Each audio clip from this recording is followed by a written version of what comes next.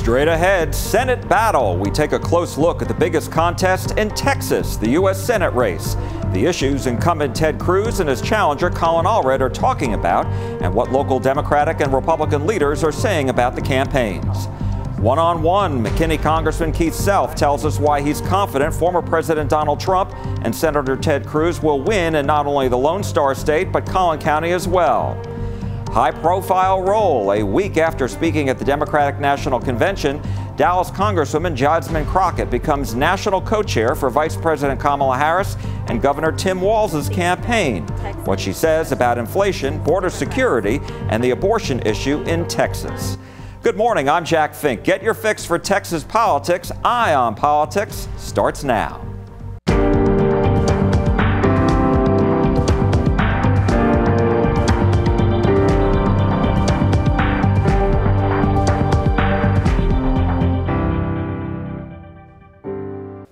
Hello and happy Labor Day weekend, and welcome to what is now the final sprint to the political finish line, Election Day, November 5th. And the biggest prize this fall, not including the presidential race, is for the U.S. Senate seat in Texas. It's between two-term incumbent Ted Cruz and North Texas Congressman Colin Allred. Recent polls show the change from President Biden to Vice President Kamala Harris at the top of their ticket has excited Democrats and is helping Allred make this a competitive race. The Democrats have put a bullseye on the state of Texas. We're going on offense. All right? Y'all ready? Democrat Colin Allred is hoping to score the equivalent of a political earthquake in Texas, capturing the Senate seat held by Republican Ted Cruz. Two recent polls in Texas have shown Cruz leading Allred by just 2 percentage points. At a rally in the colony recently, Cruz referred to Allred's speech at the Democratic National Convention. That entire convention started chanting, "Beat Ted Cruz." Let me tell you right now, you ain't gonna. After Cruz's rally, I asked him about his comment to supporters that he's worried about complacency. We're going to win in November, but we're going to win because we're not going to be complacent, because people are going to stand up and fight. I've said from the beginning, this is a real race, and they're coming after Texas. Y'all seen the polling? Allred mentioned the tight polls at a recent Dallas event to motivate his supporters. This is a margin that you can make happen, that we can make happen. My body, my choice. Allred is among the Texas Democrats who are pushing for reproductive or abortion rights and against the state's near abortion ban. And I'll tell you one thing, you don't mess with Texas women. At his recent Dallas event, various Texas women who had to leave the state during their troubled pregnancies so they could get an abortion shared their emotional stories. That the state of Texas wanted me to continue a pregnancy where I would have to wait for my baby to die and put my own health at risk. Allred is blaming Cruz for the state's law and for the Supreme Court's decision in 2022 to overturn Roe v. Wade. Because you put the judges on the court who took this right away, because you helped elect the legislators who passed these laws at the state level, because you called for these laws to be passed, you celebrated when they were passed. I agree with the Supreme Court that it ought to be the voters, it ought to be the people of Texas, the state legislature in Austin and the governor making the decision about what the rules should be. Listen, I'm pro-life. I want to see every life protected. But I also respect the democratic process. Cruz says it's Allred who's radical on this issue because he believes there shouldn't be any limits on abortion. But Allred has said he wants to codify Roe v. Wade into federal law. Revival is coming. For his part, Cruz spends much of his time blasting President Biden and Vice President Harris and all of Democrats' economic records. Out of control spending, out of control debt, inflation through the roof. Cost of food, cost of electricity, cost of health care, all skyrocketing. My top priority is jobs, jobs, jobs, and it ain't complicated. If you want lots of jobs, you want an environment where small businesses can grow and prosper. While Allred criticizes Cruz for not being bipartisan. Who every chance he gets, when there's a bipartisan bill to help us do something, whether it's build the infrastructure of our state, bring $35 billion to our state over 5 years, that Mitch McConnell's helping us push through, Ted Cruz opposes it. Whether it's the CHIPS and Science Act, bring high-tech manufacturing back to our state. which John Cornyn, to his credit, helped us push through. And I vote for, but Ted Cruz votes against it. And then there is border security, which continues to be one of the biggest issues in Texas and across the country, after record numbers of migrants crossed the southern border illegally during the Biden-Harris administration. 4 years ago, when Donald Trump was in the White House, I worked hand in hand with him to secure the border, and we achieved the lowest rate of illegal immigration in 45 years. Cruz points to Allred's record of repeatedly voting against Trump's border wall and legislation that would deport a migrant if they assaulted a law enforcement officer. Allred has supported bills to grant permanent resident status for Dreamers, who were illegally brought to the U.S. at a young age by their parents. Allred points to Cruz's opposition to a bipartisan border security bill negotiated in the Senate that ultimately died because of a lack of support. If you refuse to help us secure the border because you want to use it as a problem to run on instead of something to fix, then you should lose your job. We have requested one-on-one interviews with both Senator Cruz and Congressman Allred and hope to bring them to you in the next few weeks. Allred's campaign has come under criticism by some Democrats for not generating enough excitement. Last week, I asked State Senator Royce West of Dallas if there is excitement behind Allred's campaign. He still has to work a little bit harder on the base. But again, I think the base is going to be energized by VP Harris's presidential bid. And so from that vantage point, I think that that's going to boost his numbers. While the recent polls show a very close race, some people, including Dallas Congresswoman Jasmine Crockett, believe it is still a challenge for Allred and Democrats nationally who are trying to win Senate seats away from the Republicans. I don't really see an opportunity to pick up any new seats this cycle unless we actually show up to the polls in Texas and we take Texas. Colin may be able to pull it out. I just think that Texans, especially Texas Democrats, kind of just get deflated a lot of times and don't believe in themselves. Republican Congressman Keith Self of McKinney says he's confident Senator Cruz will win statewide and in Collin County. Very confident. He will win re-election. He will win Collin County. His opponent doesn't have nearly the reach that his previous opponent did. He's raising some money, but I don't think he's got the reach. I don't think he's as well known. Both campaigns are now airing ads on the broadcast stations in North Texas. Expect to see more of them as Election Day grows closer. Now to our weekly look at the all-important battleground states where this presidential election will be won. They are shaded in gray, which have now grown from 6 to 7, according to the Cook Political Report. The Real Clear Politics average of polls shows the race continues to tighten. We'll begin in Arizona, where former President Donald Trump leads Vice President Kamala Harris by 0.2 percentage points. Trump's lead is a little higher in Nevada at 0.6 percentage points. In Georgia, Trump is ahead by just 0.3 percentage points. In the Midwest, Harris leads Trump in Wisconsin by 1 percentage point. Her lead over Trump grows to 2.2 percentage points in Michigan, while in Pennsylvania, Trump clings to a 0.1 percentage point lead. And in the Cook Political Report's newest battleground state of North Carolina, Trump leads by 0.9 percentage points. Texas Attorney General Ken Paxton has followed through on his threat to file a lawsuit against the city of Dallas. That's because he's challenging a new rule this year by the State Fair of Texas that won't allow those who have a permit to carry a concealed firearm to bring their weapons during the fair. The State Fair says it changed policies after a shooting last year injured 3 people. In a statement, the city of Dallas says it wasn't involved in the State Fair's new policy. The Attorney General also made headlines and created controversy this past week over a new voter fraud investigation in the San Antonio area. Sarah Jenkins has this week's brief. An allegedly improper attempt at voter registration is the subject of an investigation by Attorney General Ken Paxton's office. The Attorney General's office said investigators found nonprofit organizations had booths outside licensed offices to assist with voter registration. Christine Adkins oversees the election division in the Secretary of State office. In a report to the House, she said the office doubled staff to monitor voter registration activities and validate citizenship for voters. Adkins said the Texas Department of Public Safety provides data where citizenship is established or not and has voter registration. That info is then sent to the counties in question for investigation. When asked if there has been a drastic increase in improper voter registration with, quote, migrant surges at the border, Atkins said there has been no unusual activity and the past few years have been consistent. Paxton also launched an illegal voting tip line where the public may report suspected violations of the Texas election code. Coming up, why Republican Congressman Keith Self is so confident former President Donald Trump and Senator Ted Cruz will win statewide and in Collin County this November. And then later, Democratic Congresswoman Jasmine Crockett of Dallas tells us about her new role as national co-chair of the Harris Walz campaign when Eye on Politics returns.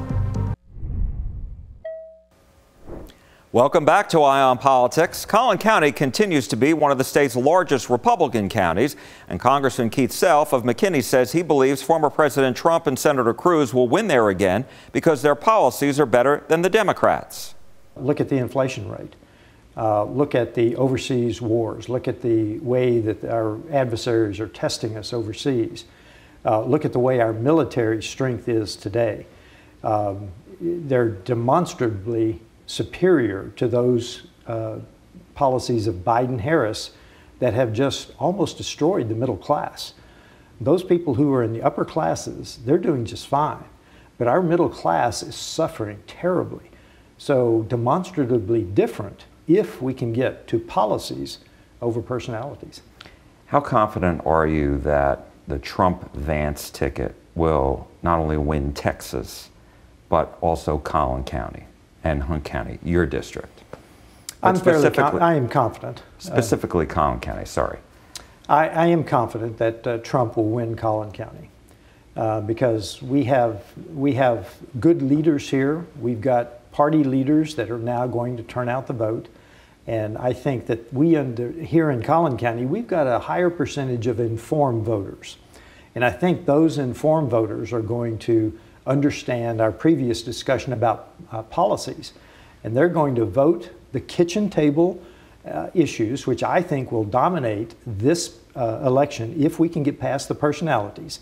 Let's talk about border security. Have Republicans lost a little credibility because of this and given Democrats a talking point when it comes to the bipartisan bill that was developed in the Senate that went nowhere, that led to President Biden's executive order adjusting the asylum laws?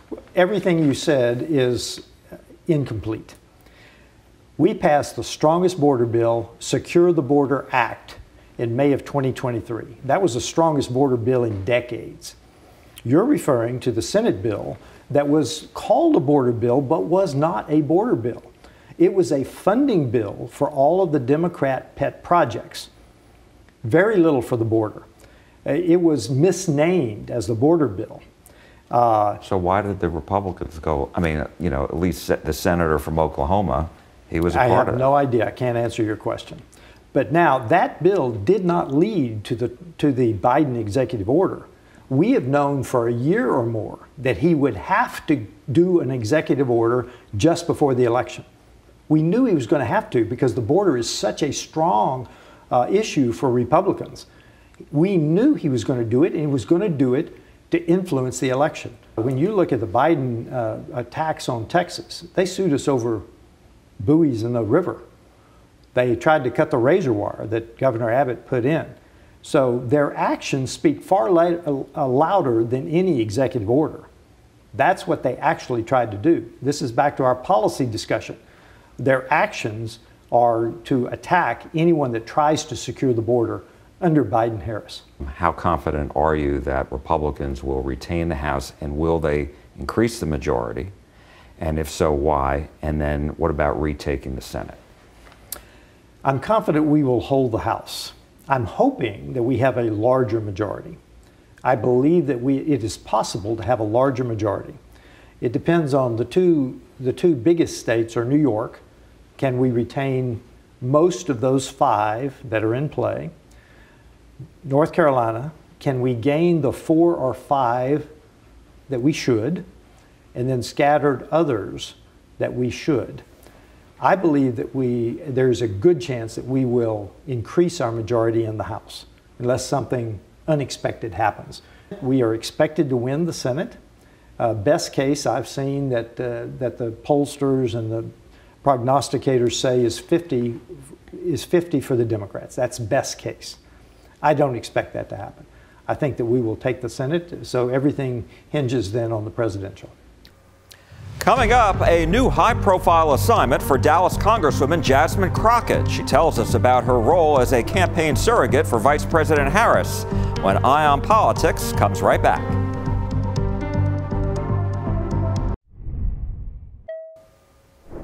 Dallas Congresswoman Jasmine Crockett has a new high-profile assignment after the Democratic National Convention. She is a new national co-chair for Vice President Kamala Harris and Minnesota Governor Tim Walz's campaign. Crockett says she's doing a lot of traveling to speak on their behalf. They send me everywhere. I ended up being the top requested surrogate when Biden was at the top of the ticket. I have no idea where I am now, but they really struggle with the number of requests that they get from me. So the day after the convention, they sent me to Michigan. So I campaigned in about 4 different cities in Michigan. I've been to Philly probably about 5 or 6 times. The elected officials there keep kidding with me and asking me when I'm gonna get a place there. I have to do 3 cities in 1 day next month in North Carolina, which North Carolina had been asking for me for a while. You spoke at the Democratic National Convention last week. Please welcome Texas Representative Jasmine Crockett. What was it like for you to just be on stage? It was probably the scariest thing I've ever done.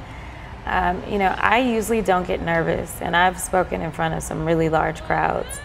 But this was a little different. It was different for a number of reasons. One of the reasons being that this has never been done. They've never put a freshman black woman prime time at DNC. And so it was a gamble for some folk. And I wanted them to win on the gamble. It was pretty intimidating. And so let me ask you, the record inflation we saw in 2022. Yeah. What is the answer that Democrats have for that? And is there any way to lower the prices? Inflation has gone down, but prices haven't. And the polls have shown that voters trust Trump more than they do the vice president. So how do you turn that around? Yeah, so it's tough, right? Because the Democrats are in control. And so regardless as to whether or not we caused it or didn't cause it, we're the ones that are in control. So I think that it's more so just about educating people, right? I'm glad that you pointed out that inflation is actually down. Inflation was something that we struggled with globally. This was not something that was just limited to the United States, which that does happen sometimes depending on who's in power. What we're seeing though is a lot of price gouging. And I think that this administration has done a good job of explaining that we will not tolerate price gouging. Again, the polls show that people trust Trump more than they do the vice president when it comes to border security and the record numbers of people crossing the border during the Biden-Harris administration. So why should voters trust Kamala Harris over Trump? Yeah, so a couple of things about this. Number one, I applaud President Biden because President Biden is a true legislator.